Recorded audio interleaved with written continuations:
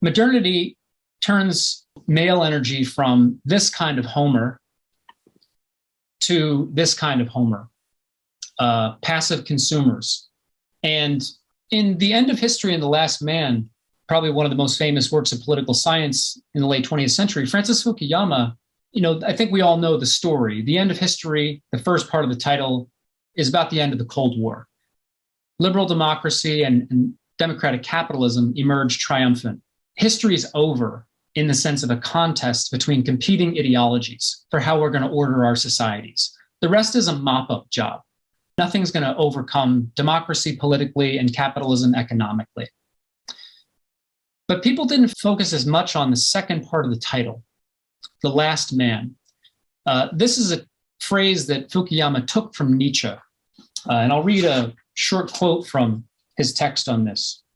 The typical citizen of a liberal democracy was that individual who, schooled by Thomas Hobbes and John Locke, gave up prideful belief in his or her own superior worth in favor of comfortable self-preservation.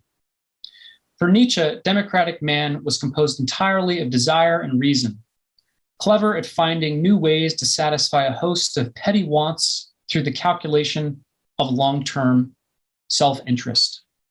And he continues, the life of the last man is one of physical security and material plenty, precisely what Western politicians are fond of promising their electorates. Is this really what the human story has been all about these past few millennia?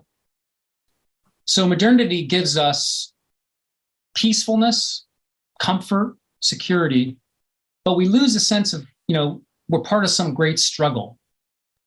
We lose a sense of being part of history. And the title of this chapter is Men Without Chests. It's a line from C.S. Lewis, where, to go back to that three-part soul schematic from Plato, we've got the reason, we've got the appetites, but we don't have the spirit. The thumos is the Greek term, the courage, the pride, the sense of belonging and connection to, being part of something great.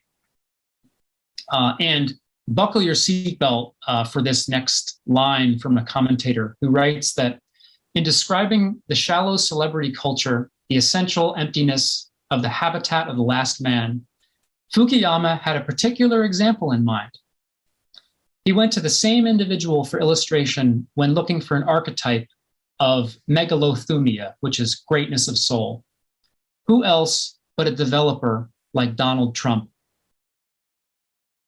Fukuyama wrote that in the early 90s.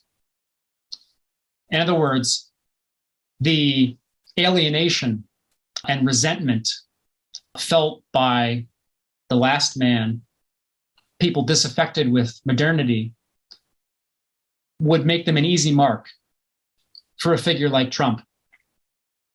So all which is to say, both in Plato and Nietzsche, we see this critique of democracy about the psychology of democracy and how that makes it vulnerable to takeover by a demagogue.